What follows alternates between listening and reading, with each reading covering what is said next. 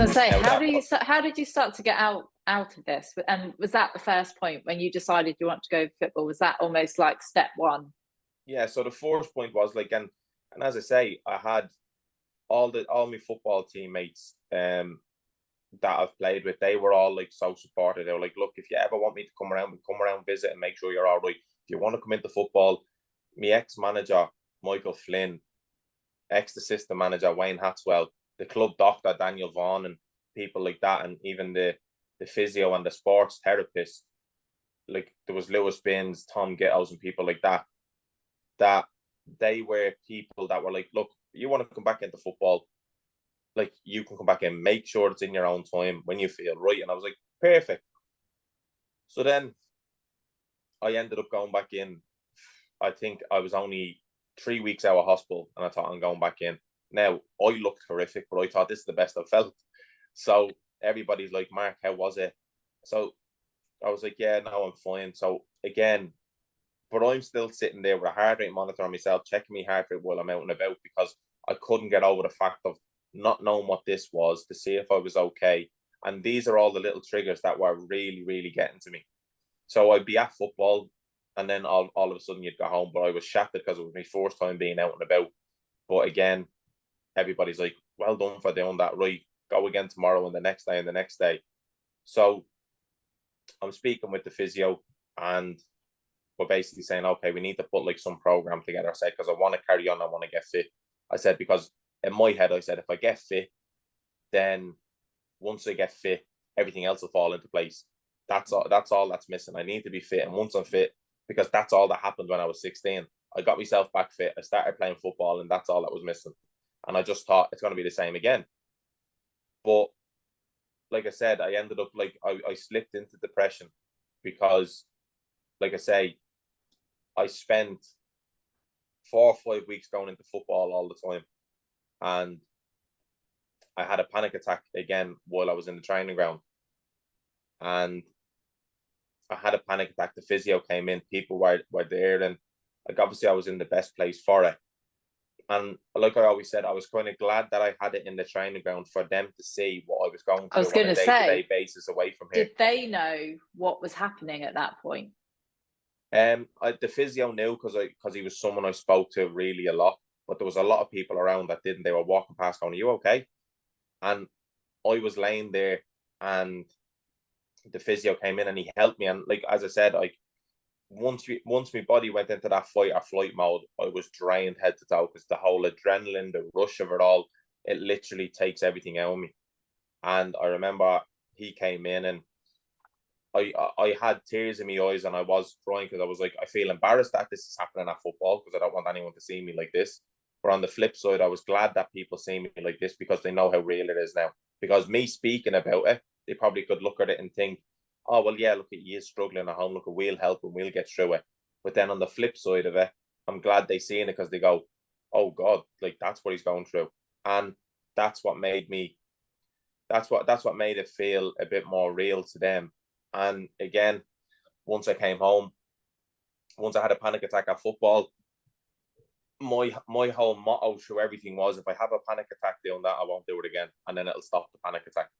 Whereas I was slowly but surely getting myself into a hole that I never knew I was getting into. I never knew what depression was. I never knew what any of it was. And I spoke with our club doctor, who, again, I'm surprised he put up with me for so long. Like, I'm texting him every day, all day, every day about, should my heart rate be this? My heart rate was this when I was sleeping. Should it be like this when I'm sleeping? And he goes, why do you need to know what your heart is when you're sleeping? He said, you're awake now, aren't you? And I goes, yeah, but I just need to know if it's stopping or not. He said, but if it stops when you're sleeping, he said, you wouldn't be awake. And I was like, I understand all this, but I said, my head is literally telling me two different things. So I remember he said to me, he said, look, Mark, he said, like these panic attacks, your anxiety, your health anxiety, he said, I think, he said, you're going to have to do some counselling. He said, because it's easy for me, he said, to prescribe you tablets and to go on antidepressants. He said, it's easy for me to do that. But he said, I feel as though this will benefit you in the long run, he said, to go and speak about it. And I thought, at the time, you see counselling as someone who is really struggling mentally, who could be suicidal, who could be anything. Who, like, you think that, like, the perception behind counselling is something totally different to what it But actually you think is. it's not for you, don't you? Yeah. You think, I don't need that. You always think that it's Exactly for somebody else. Yeah. And once I started the counselling, I remember my first ever talk, and everything was through Zoom call because there was no being able to sit in contact with people. So I remember I was sitting on Zoom call, and the first thing was, all right, well, my name's Mark, and she introduced herself, and she was like, right, so like let's get down to like what you feel has been going on. And I was just like, look, this has been happening to me. This happened when I was 16. This happened at 27. I've retired from football. I've done this. And then like every so often, and I apologized. I was like, I can't really speak properly at the moment. I said, so every so often I said, I'm going to keep clearing my throat. She's like, yeah, that's no problem. She said, why is that? I said, well, funnily enough, I said, I've been speaking about saying I want to do a lot of talking after football and maybe radio stuff and all different things. And I said, I can't even talk myself. And I said, because I said, when they were taking the ventilator out and the camera out of my throat, I said, they think they struck a vocal cord or clipped one. And she just stopped me there and then. And she said, Mark, do you realize what you're saying? I said, what do you mean? She said, you're talking about ventilators and cameras in your throat, and you're talking about open heart surgery. She said, like it's a daily occurrence, like these things happen on a day-to-day basis, like they're normal. I said, but it is normal. I said, like I know no different. I said, from the age of 16 till 27, I said, I've only ever known hospitals. I've only ever known heart problems. I've only ever known echoes, ECGs, all these different things, MRI scans, aortic valves. I said, I've only ever known all that. I said, so to me, it's normal.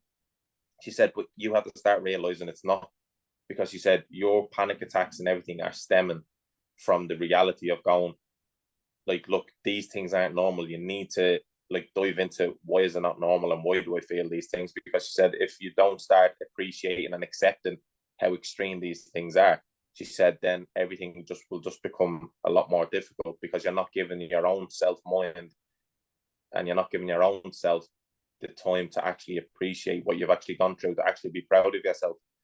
And I said, but in my mind, it was always, well, if I can do it, anyone can do it. Whereas she's like, well, no, not anybody can do it. She said, this isn't something where you could meet everybody who's walking down the street saying they've had open heart surgery. They said, like, it's a major operation. I said, yeah, but I said, I've had it twice. And she said, yeah. She said, once is enough to say it's a major operation. She said, the fact that you've had it twice and you're still sitting here in front of me talking like it's nothing. She said, you have to start being a lot more appreciative of yourself. And I was just like, okay. And then you dive into it a lot more. And I found out that the more I spoke about myself, the more I struggled. Like I never, ever, like growing up in football, it's always the team. Everything's the team. Everything. The team has done really well this week.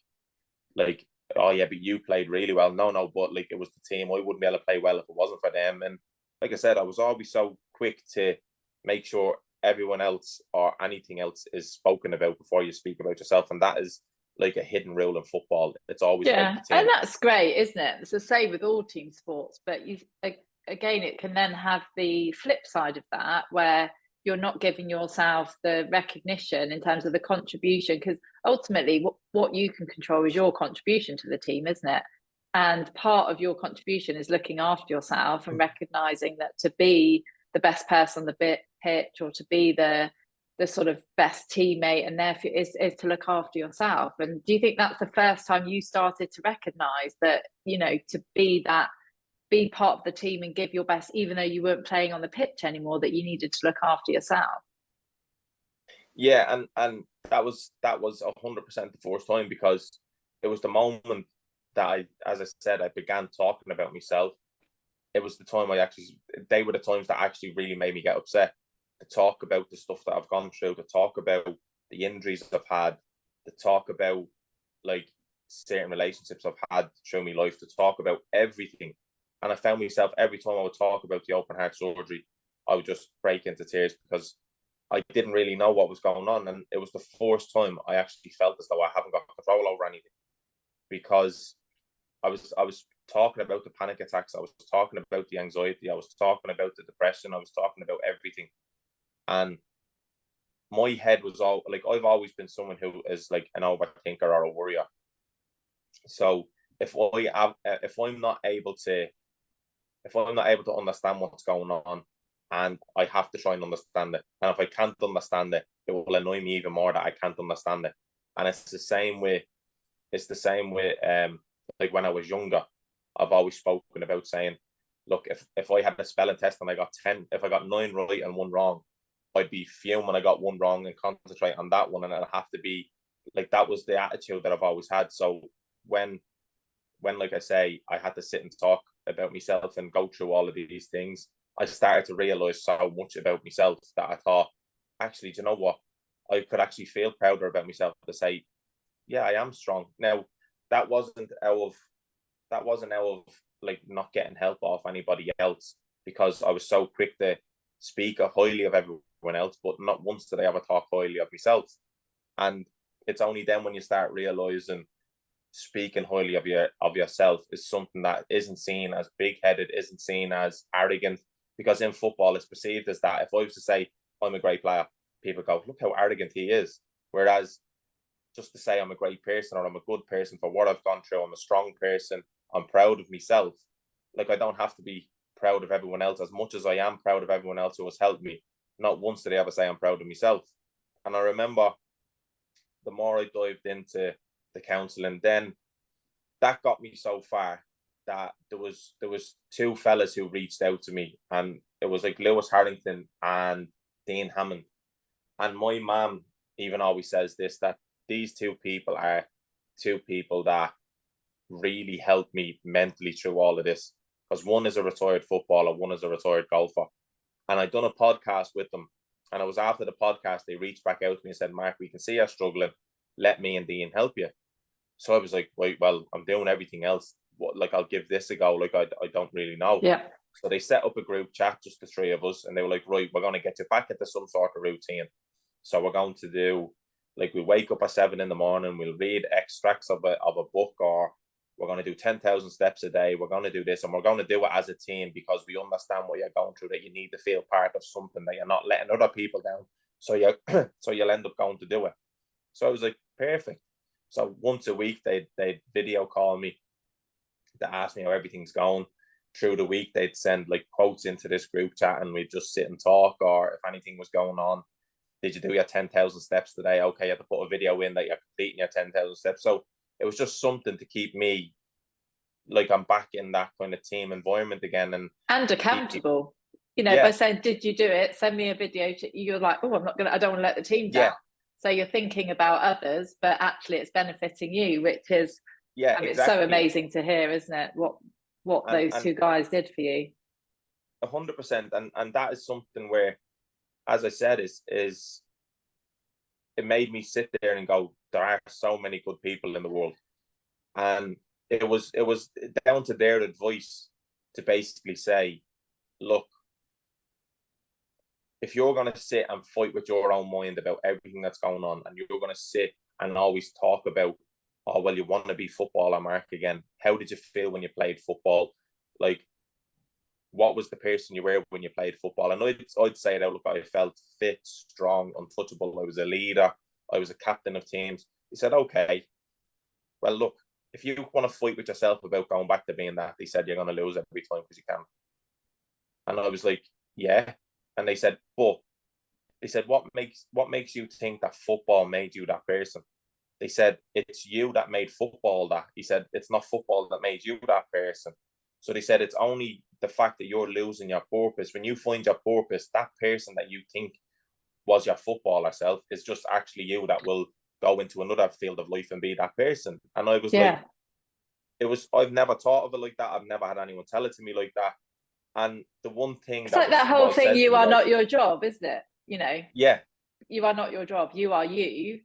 Your job, whether that's football, whether, whatever it might be, that's just what you're doing at that moment in time. That isn't you.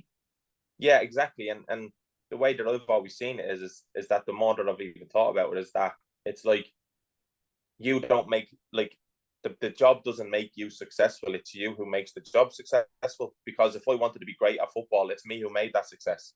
Football, I could have just coasted through and never had a career, but it's the people who want to make the best of it, get the best of it. So when I started to think of it that way, I started to understand it a bit more. And then I was basically told it's basically just a massive game of acceptance. If I'm going to sit in feeling a bad day, well, accept that you're having a bad day and allow it to happen, because it won't transcend into anything. Because he said the more you fight it, the more you lose, and the deeper the hole you get yourself into. So he said if you sit and you're able to accept it, so then all of a sudden it's like you start accepting, do you know what? Yeah, I'm not really having a great day today. And then you start accepting, yeah, do you know what? And it was down to the smaller detail of, I would tell them, look, I went into the training ground today and I didn't even exercise. Look, I'm annoyed at myself. Like, he said, okay. He said, let's strip it all back. He said, first of all, he said, you woke up. Now, he said, for someone in your situation, he said that's a small little achievement. He said, and then the fact he said you got out of bed, that's another achievement. He said the fact that you got your clothes on and you had your breakfast, he said that's an achievement. He said, and the fact that you made it to the actual training ground, and not that you didn't exercise, but the fact that you made it there. So he said that's nearly 4 or 5 achievements you've already made. Instead, he said you're focusing on the one big thing that he said is going to be difficult no matter what. He said exercising is going to be difficult, but he said because you're already down talking yourself and not appreciating and accepting the small things that you've done. He said the bigger thing, he said, it's just ruined your day. And I was like, okay. So then I started to get me mindset into going, well, you know what? You're right, in the situation I'm in. I'm glad I just woke up. And I said, I know it's easy to say. I said, but I can genuinely sit there and I said, be actually thankful that I was able to wake up, because I had sleepless nights on my sofa, afraid to sleep, that I wouldn't wake up. I said, I've had nights where it's come back to me where I wake up in the middle of the night and I'm sweating and panicking because I'm having a nightmare of, look, I thought my body was shutting down. So I said, the fact that I can get up, and then all of a sudden that acceptance started to travel into everything on a day to day. So right, I miss football. I'll always miss it, and there'll never be a time I won't miss it. But the fact I can still be here to watch it is the best of a bad situation. And I said, when I look at it like that, then it doesn't seem half as bad, because people go, "Oh, do you know what? Like, it must be terrible that you had to stop football. Like you must be feeling so down about it, or you must miss it loads." And I go, "Yeah, I'll always miss it." But the difference is, I said, in my circumstance, I said the fact that I was able to have 11 years, I said when I got told I probably wouldn't have one, or I'll have a maximum of 5, I said I got 11. I said I got to play at Wembley. I said I got to play at Celtic Park. I got to go to a playoff final. I got to play against Premier League teams. I said I got to captain a team. I said I got to do everything that I wanted to do. I said, and I got to do things that some people will probably never do in their career. I said, and I had all of that happen. I said, so for the fact that you say, yeah, it must be devastating, it always will be. But I said, I look at it in a way of going, I was lucky. I was lucky to play football, because at the beginning, football saved me life. Because if I didn't play football, I wouldn't have had the routine scan, which then led me to having the operation, which, like I say, if I was back in Ireland, I probably would have died. And then when I started to get my head around all different things like that, everything started to become that bit more better, and that less of tension on top of things.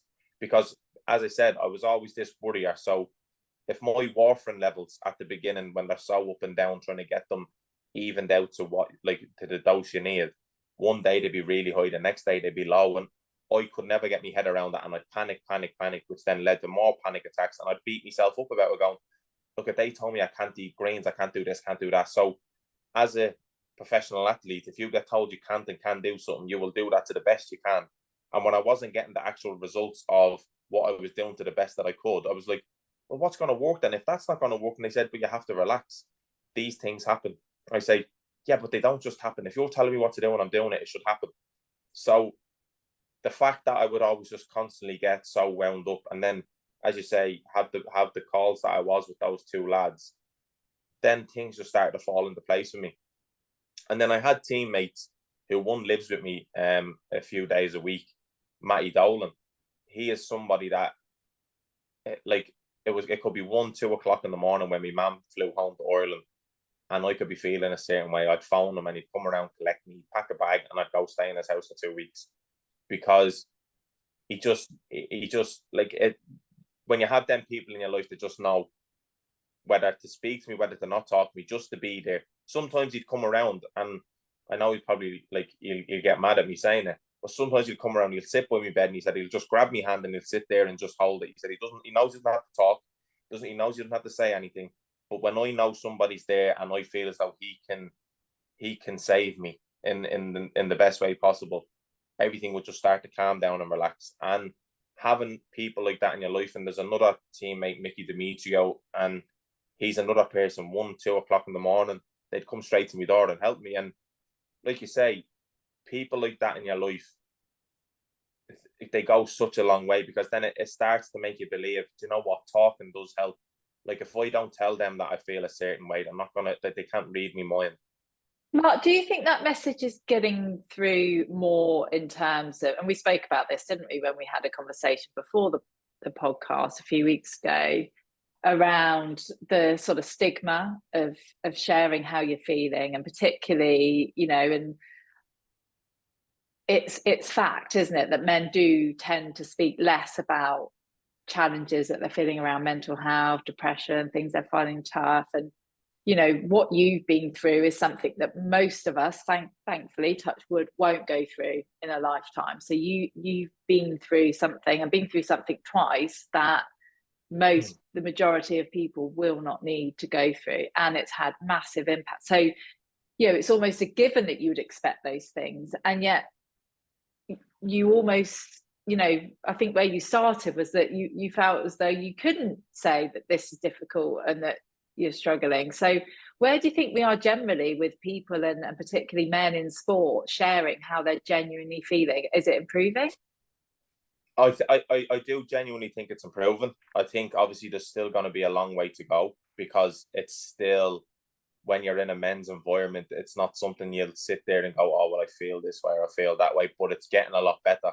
So similar to the role that I say I would do in football now, is similar to like player care. If I see someone is frustrated, down, upset, anything, I'd be that person to go, right, come talk to me. And whether they want to offload everything off the chest or just what they want me to know, I said I'll sit there and just talk with them. And I'll pass over my advice from a football aspect to say, you could do X, Y, and Z to probably help yourself a little bit more. But look, if this is going on at home about it, anything you say to me will stay with me. I don't go and tell people and divulge in things. I said, if it's something that the manager needs to know, I can be a middleman for that to help you. So I do feel as So though... is it pastoral care then? Is that the role that you're undertaking now, sort of pastoral role at the club? Or, yeah, could you share with us? So just to, sorry to sort of interrupt there, but I think, yeah, it feels like you've taken us through this journey of challenges, and how you then sort of found yourself in that deep, dark hole. And then there were ways that you found yourself out. And I've sort of summarized some of those, so we'll come back to those. But, you know, having spoken to you and seen what you're doing, you're also in a good place now, aren't you? Well, certainly it seems as though you're in a much better place. And part of that has been because you're back in football and you're giving something back. So can you share with us what that is and what you do now, and why it's so important to you? So basically, yeah, like I am back working in football, and I feel as though that's why I always fall back to the point of saying it's the best of a bad situation. So now that I've got that acceptance and that appreciation for things, I can say, well, look, I can still be part of football. Like, it could have been a whole lot worse. So the role that I find myself in is kind of, it's a player care / mentoring kind of role, to where if there's younger lads coming from under 18s over to a senior environment, that kind of middle bridge the gap person to kind of help them and show them the ropes a little bit, slap them on the wrist if they need it, like to be showed away, but then also help them to kind of say, look, you have to be wary of this, this, and this. When you're over here, this is what's accepted, this isn't accepted. Enjoy as yourselves. But if you feel a certain way, or as I've done with a couple of players so far, and like, if you feel a certain way or you're frustrated that you're not playing, well, come talk to me and tell me your frustration. Because I always feel as though if you've got someone there who feels as though they care, if you've got someone there who you feel as though, you know what, I don't feel quite right, if I go talk with him, at least it's off my shoulders now, at least he knows about it, that you get the best that you can out of yourself on the pitch. So it's kind of best of both worlds, where you don't want them to hinder their own career. You're there to help their career. is for Newport County. Your help is for them as their development. And like you say, it kind of goes hand in hand, where if I am able to offload something off their shoulders and they go out and play unbelievably well for Newport, then it's the best of both worlds, because they're playing well for the team. But if I'm able to offload something for them and it doesn't quite work out in Newport, but I can help them for their future, well, then that's just as good for me as anything else. Because, like you say, you always need that someone that is going to guide you, because sometimes football can be a ruthless business, and if you don't have someone to give you that nudge or that helping hand, or maybe sometimes that kind of honest answer to what you're really after, to kind of say, do you know what, the manager might have been a bit harsh on you there, but like, look, sit and talk to me about it. Or as well as that, you know what, things aren't this easy. This is what I had in my career, and I can share my experiences with them, for them to kind of be able to trust me that little bit more, because I go, well, they could be sitting talking to anybody and they go, well, you'll never understand.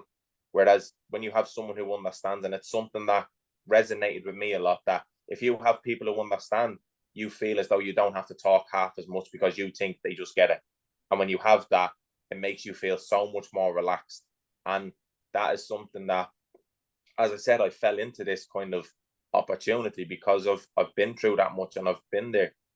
I was going to say, did the opportunity come up because of who you are and what you've been through, and obviously the sort of person that you're demonstrating you are, and that you can be there for others, and that you're really quite selfless, and you're thinking about other people, etc.? Or did it come around because this is the type of role that all the clubs, or a lot of clubs, are creating to support their players? It's kind of in a strange way, it's a bit of both. I think I was lucky that this role has been only slowly getting developed into football. Now there's Premier League teams that have had it. There are certain other teams that are starting to have it. And like I said, it's kind of fell into me because Newport have kind of had me around, because I've done so well for the club. They've done well by me, and that's something, that's why I say I want to be able to work for Newport, because if people do right by you, you want to try and give back. And like I said, when this role came about, then all of a sudden I started to kind of get more intrigued into it.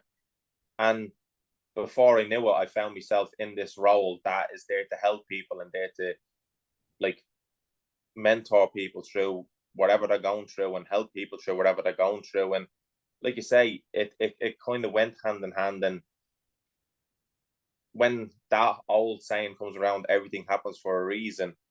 Like football, I look at, and to be able to summarize, I'd say my life up so far is to kind of, I've looked at it in so many ways to say football was meant to happen to find out that first problem, to keep me still here. Then all of a sudden, because I'm still here, the operation was meant to have happened to make me appreciate my football career and give everything to me football. And then COVID was around to kind of ease me off the brakes and allow me to get the second heart operation. And then the second heart operation, I was meant to have all these downtimes and anxieties, depressions that I've never had before, to be where I'm at right now. And that's how I see myself. Like, I'm not saying everybody has the same journeys or the same things, but I've had to take so much time to kind of to try. And like I say, I'm the person that needs to understand a lot. I try and have to make some sort of strategy or some sort of understanding of what's gone on, because my mum is a believer of something, that everything happens for a reason. And you've got a guardian angel who overlooks you, and you've got people looking down on you and all of that. Whereas I was always just like, look, it's happening, just get on with it. Whereas now it's like you take that step back to, like you say, the whole kind of aspect, to be able to look at where things have gone and how you've done and what you've been through and where that's all led you. It's led me to this position now to kind of say, if I never went through what I went through, I wouldn't be able to speak and help people like I help them now, or I wouldn't be able to come on and speak with the likes of yourself and to do the things that I do. I wouldn't be able to do it because I wouldn't know what I'm talking about. But everything I speak about is through experience. Like in the nicest way possible, I haven't read a book on anything to do with mental health. I've only just learned it because I've gone through it.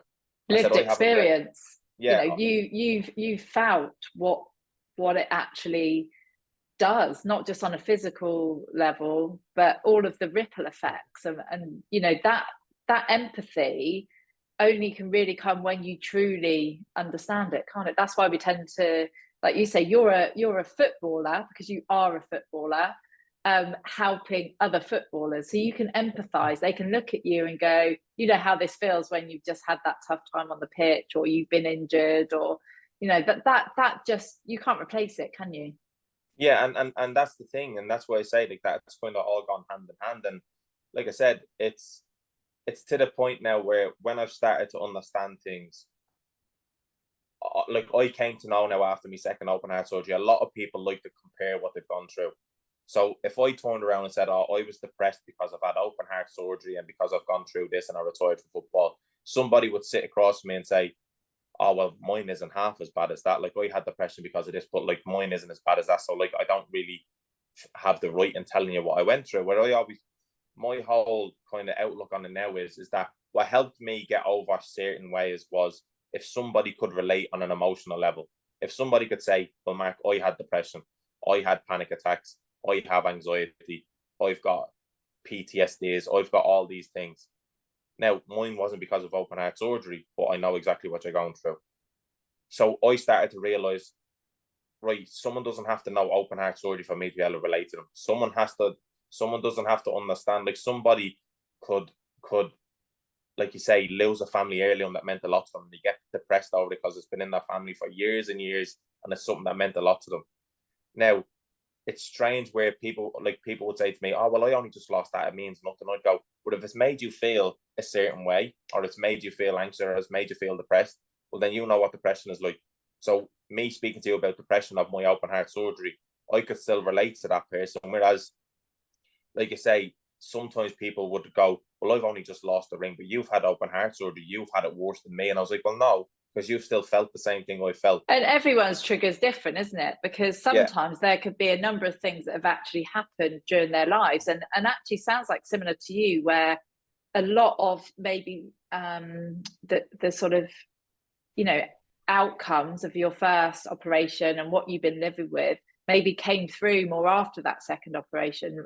You know, you hadn't, as you said, really dealt with those feelings. And, you know, for some people, that's what happens, that a trauma is the trigger that then brings forward a lot of maybe, you know, feelings and, you know, different effects that would have maybe, if they'd been dealt with at the time, may not have come out in the same way. And it's just, you know, we're human beings, aren't we? We don't know how and when they're going to suddenly emerge and, you know, slap us in the face and say, "Hey, you know, I've been in here the whole time."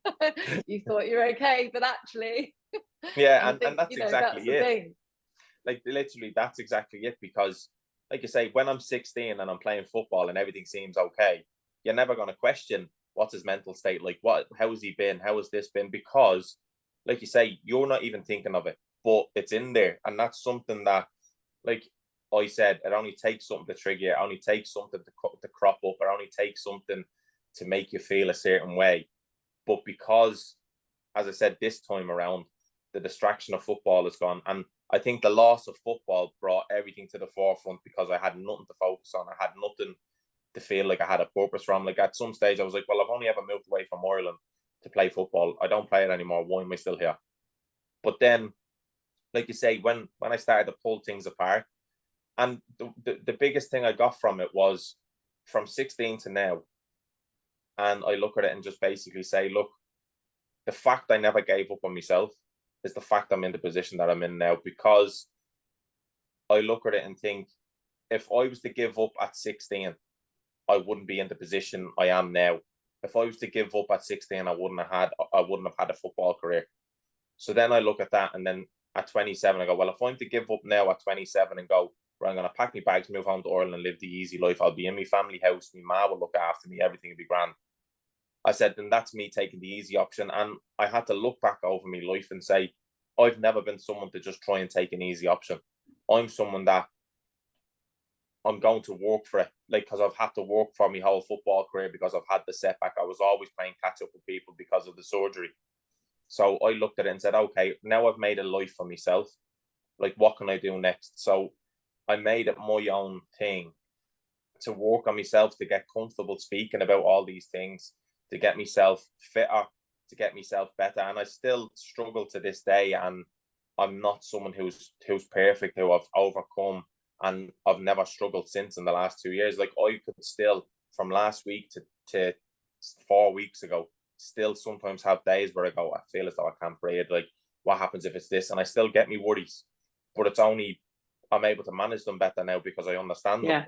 And I took the time out to understand them because, like I said, I don't think there's ever going to be a quick fix, and I don't think they're ever going to leave me because that's part of me. That's part of who you are, But I can't, but I've learned to the point now, I've had to have some stern talks with my dad, and my dad tell me things out straight to say, Mark, you can't let it run your life because, look, if something's going to happen, it's going to happen regardless. And when he's that honest with me, you're going to say, well, it's true. Like, whether I'm walking, whether I'm out training, whether I'm out of football, whether I'm sitting here, if something's going to happen, it's going to happen. And when you kind of get told that bluntly, you kind of sit and you accept it and go, yeah, no, you're right. And then, like you say, so I try and always, like, even speak and say, like, nobody's wrong for feeling these things, or to go, well, it's not left me now. I've had it for 10 years and it's like this my whole life. Well, you're probably always going to have your whole life. And that's the acceptance part of accept that you're probably going to have your whole life. But then when you accept that you're going to have your whole life, it will happen a lot less because you're not going to think about it. You're just going to go, well, yeah, I feel bad today, but everybody feels bad. Let's see what tomorrow brings. But in that day, you don't give up on yourself and just curl up and say, right, I'm going to let it get worse. You still carry on in the best way possible. I liken it to like a scar. And I remember when so similar time to when you had your my first son, he was stillborn. So I gave birth to my son and he was not alive. So really traumatic, horrific experience, going home to the nursery without your baby. And I went through a whole period of grief. And I remember I went to like group counselling sessions. It was with a charity called SANS. And something's always stuck with me, which is, George, my son, and the same with you, this is a scar you carry. You can't physically see it. If you met me in the street, you don't know that I'm a mother that's lost a child, but I am, and I have that scar. And sometimes that scar bursts open, and it can burst open without you knowing that it's going to burst open. And it bursts open every year on his birthday. That's a given. And I know it's coming. And because I go and I spend time in that space, but sometimes it can burst open at other times. And that's the same, I think, with any sort of, whether it's a trauma like that, or it's or whatever it might be, it's there. It doesn't go if you're carrying that scar and accepting that you carry that scar. When it does burst open, you go, okay, I just got to let it, because it will close again. It will close again.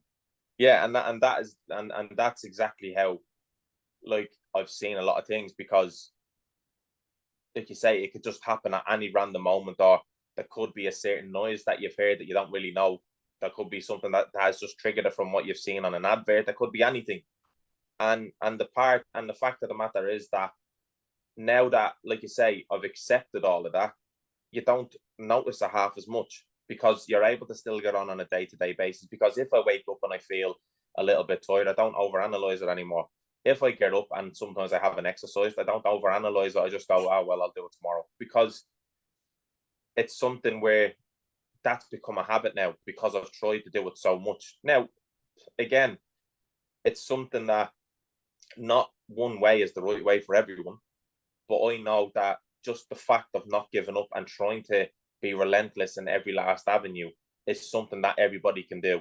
And you'll always find that one thing that will suit you. And that is something where that one thing that suits me, okay, is finding that purpose. And that purpose for me is the job role that I'm in now, is sometimes going out and doing certain talks with people, is commentating on football. And that's my thing that is keeping me and giving me my purpose. And as you say, it keeps me in the fold of the best of a bad situation. And I'm still allowed to be in the sport that I love. I'm still allowed to be in the sport that is my dream, and I'm still allowed to be part of that. So I still travel. I still go to do the things that I said, the only part that I obviously can't do is the playing. And I said, is something that will always kill me. I said, even if I was 65, I'll still be sitting there going, I wish I'd be out there kicking a ball. But I think that's every footballer. So like you say, you accept it as going, that's every footballer. And actually, I guess on the flip side of that, there's, and this is the sort of hard element of sport, isn't it? And a lot of those sort of careers where it's going to come to an end. It's Yeah. not something that you can do into your 60s and 70s. You might be involved in the sport, but you can't physically play for that period of time. And so, sometimes I guess the reframe is, who knows if I'd been playing into my late 30s. You still had 11 years, which is, and some people don't even get that through injury, or they just don't have the form or opportunities, whatever it might be. So I guess when you look at it like that, you've had a really great opportunity to play something you love for what is really quite a long time, isn't it? Yeah, exactly. And as you say, because it's something where if I don't take that time to sit back and actually appreciate it, or to actually say, do you know what, you've actually done well for yourself, even if sometimes you sit and have that conversation with yourself, or you sit and have that conversation with somebody close to you, it's, you kind of forget about it. Like I've had times where, unless I watch back clips of me playing football, I forget how I even played. I sometimes watch it and go, was that actually me? Because Wow. it doesn't seem like Yeah. that, like it doesn't seem like that happened, because you just completely forget about it. But as you say, sometimes you sit back and appreciate and go, yeah, look, I actually did do well, and I did achieve this, and this. And like you say, it gives you that bit more of a like chest out moment than shoulders up, because you start to realize that as a person. And like you say, it doesn't just have to be sport. And I say this to a lot of people, it doesn't just have to be sport that you can be proud of. You can be proud of the fact that, yeah, I got up out of bed and I've got a job. You can be proud of the fact you've got a roof over your head. You can be proud of the fact that you've got one person in your life you can talk to. You can be proud of anything that you've done for yourself, because sometimes I think everybody's so quick to applaud everybody else in life rather than applaud themselves. And sometimes to applaud yourself is the fact of going, yeah, as much, but I took the time to reach out to that person for them to help me. And that's something you should be proud of yourself, because that's the hardest step, is to Takes a actually lot. be the person to ask somebody. And like, because I used to be the person, and I used to be the one where you feel as though you're a burden to ask anybody, because it's like, look, they have their own stuff going on. They don't need me. He doesn't need me adding on top of that with my problems. Like, he has his own problems going on. Like, I'm just going to be a burden. I'll just deal with it myself. And the amount of people that I've come across that have said the same thing, I don't want to be a burden. They have their own problems. I'll just deal with it. Look, you've been through X, Y, and Z, or you've been through open heart. What's my problems going to, like, I don't want to add my problems onto you. And I'm like, no, like, that's why I'm here. That's why that you've got these people in your life, because in a way I've looked at it and said, people like that in your life that have stuck around for so long, they're on that standby button and they're waiting on you to ask for that help, for their validation of being part of your life. Like, they're waiting on me to say I need a helping hand. And the amount of people I've had help me has even like surprised me, because I thought they actually want the help. Like, normally you get some people in your life that will be like, if you ever need anything, just give us a ring, and you'll never give them a ring because you just think, nah, they probably won't do it. But they're probably waiting on you to give them that ring, so they feel as though they can help, because they don't want to impose. And I've only ever realized that through the last 2 years, if I feel a certain way, I just open up and I say it, because I know that I'm making people aware of it. That I don't have the same questions of, you seem a bit off today. What's wrong with you? No, well, look, no, I'm fine. And like I say, it's easy to paint on the picture, and it's easy to turn around and go in with a smile on my face every day, and then come home and be exhausted and go, thank God that's finished with, because look, I don't want to talk to anyone. And then you go in again the same day. And then that's when I started to realize, that's when you start digging the hole without realizing you're digging it. You're thinking you're doing everybody justice by smiling every day, because you don't want them to know what's going on, or you don't want them to pity you or feel sorry for you, because that's what's going on in your own mind. Whereas people are more than happy to sit there and listen to me when I go in and I go, look, I didn't sleep last night. I had like a nightmare, and I woke up and I couldn't sleep. Is everything all right? Like, do you want to sit and talk to me? And then all of a sudden, you sit and have that one conversation, then your day becomes that small, like, even if it's a percentage bit better, because you've got it off your chest. And now all of a sudden, you don't have the paint on that face. You can be your bit of a down moment in front of people, because they already know about it. That you don't have to sit there and go, I'm going to sit and smile. They haven't got a clue what I'm going through. And all of a sudden, it's harder to paint on the smile, and it becomes harder and harder. Before you know it, you don't want to get out of bed. And that's what I mean, is that it's just becoming self-aware and realizing that for yourself. And that's why I'd probably be such a big advocate in saying speaking. And I know, and I've always said it, is that it seems easier said than done, but it's something that has allowed me open so many more avenues to myself to actually help myself. I was going to say, once you do it, it's like that thing, isn't it? You do it once, and then it's sort of, you get a bit of bit of confidence, and then you feel better for doing it. And it's that whole thing of, once you start, so just give it a go, find that safe space, and then actually you might find that it. Yeah, I heard a reframe recently about the whole thing of asking for help, and I said it on my last podcast actually, where it comes up in every single podcast, where one of the sort of lessons that comes out is asking for help. And there's that piece of, actually our innate need is that give and take, and we want to give as much, if not more, than we take. And if we don't ask for help, we're actually taking away from somebody the opportunity to give and to fulfill their need to give, and to build your bond and your relationship. So rather than think asking for help as being weak or it's unfair on someone else, actually asking for help is, I need it right now. I do the same for them, and actually it gives them the opportunity to do what they want to do, which is help. So you can reframe it.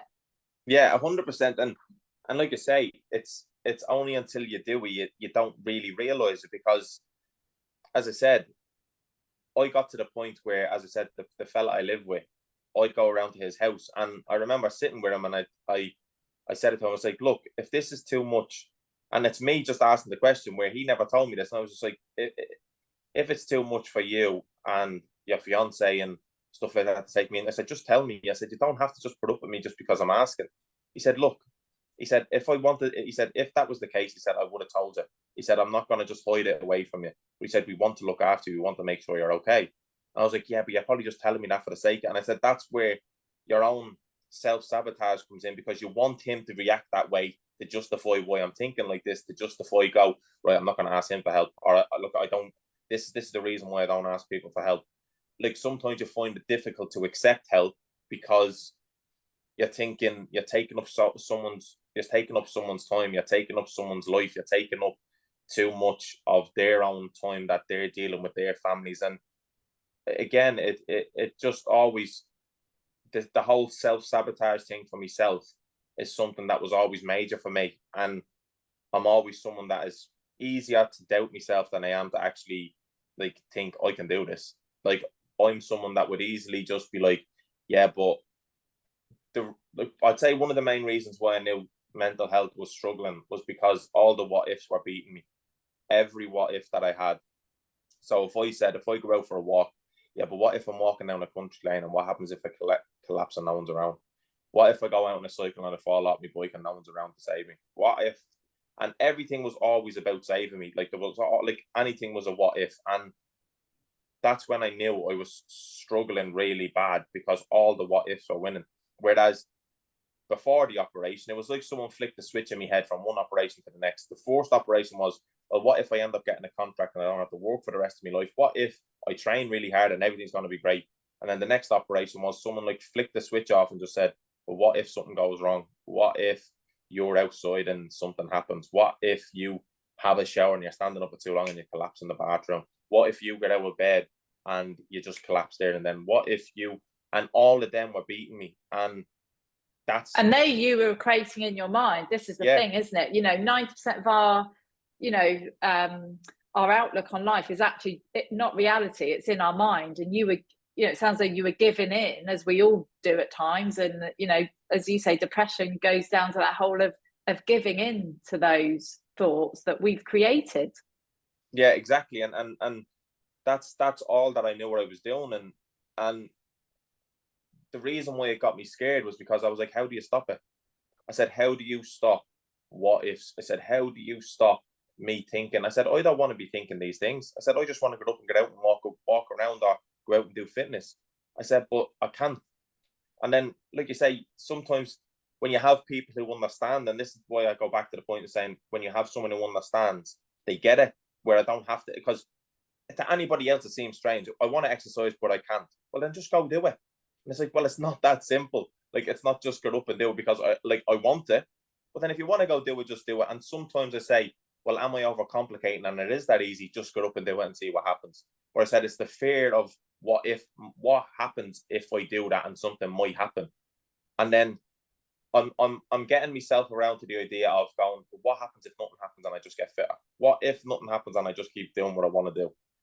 And as the more I've gotten around to the idea of that, the better it's become. And the more I've started to do little bits of the gym, and the more I start going out doing walks, the more I start going out with some of the lads from football, the more I go to football games, and everything, as I said, just for the simple reason of speaking and just not giving up. And if that person that I'm talking to doesn't quite suit, or doesn't quite make me feel what I want to feel, or doesn't quite understand, well, then you know what? It's not their fault. I'll just go try and like knock on someone else's like kind of personality to see how they handle the situation, or someone who understands it that bit more, and they can end up speaking to me. And then when you find that person or a couple of people that have that understanding, you sometimes find yourself not having to even open your mouth for them to go, what's wrong? Because they just know. And then you can sit there and go, no, you're right. Like, look, I just didn't sleep. Yeah, no, I can tell. You just seem miles away. And then, as I said, the more that people start understanding me now, because the one thing that I never understood, that operations and trauma and everything will change it. It's a circumstance in life that will change it for any sort of way, that whether you like it or not, it will.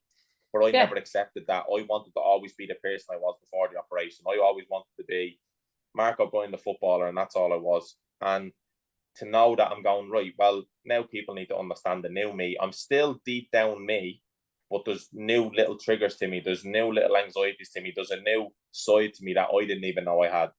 But now all of a sudden, there's a bigger side to me to go, but you know what? I'm stronger and I'm better and I am more wiser and I have a lot more empathy and I have a lot more strength to speak. And you wouldn't be the person you are now. Exactly. You wouldn't be the person you are now without what you've been through. And whilst nobody would wish it on you, and I'm sure if you were able to wave a magic wand and it never happened, you know, I'm sure you would, but that's not life, is it? And what I want to do to sum up, Mark, because I've taken some notes, and I feel like sharing back, you know, to the listeners around some of the key things, because you're absolutely spot on that, you know, what triggers one person is different for another, and we all face challenges at different points in our lives. And I think the first one you mentioned around acceptance is just 100% key.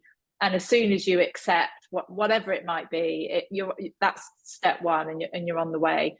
I love what you spoke about with the group of the two guys and the sort of accountability, because I think that's the other element. If you're only accountable to yourself, it becomes easier to give up because you haven't got somebody. So, you know, creating accountability, noting the achievements, however small at first. Some of those achievements will be, I remember after my spinal op, and I was thinking it's actually 6 months next week. And for the first 2 weeks, I couldn't walk beyond the end of the road. But I was like, I walked to the end of the road today, you know, now I'm back out running and whatever else. But it is achievements. Just don't forget to note those off. Appreciation, I think appreciating yourself, other people around you, ask for help. And the biggest piece, and I think it just comes over in spades, and I just can't thank you enough for sharing your story and being so honest with us, is that thing of never giving up. That even when it got so tough, in the moments where you were literally going, am I going to wake up tomorrow? I can't even go to sleep.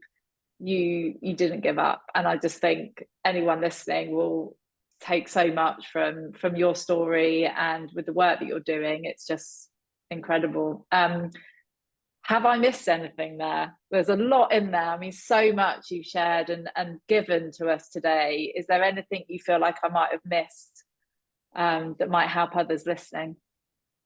Do you know what? Like, I think I obviously spoke a lot about a lot of things, and I just think it always comes down to the point of, I always try and say that, like, I am literally a young lad from Ireland who moved away at 15 and was faced with all of them different things, where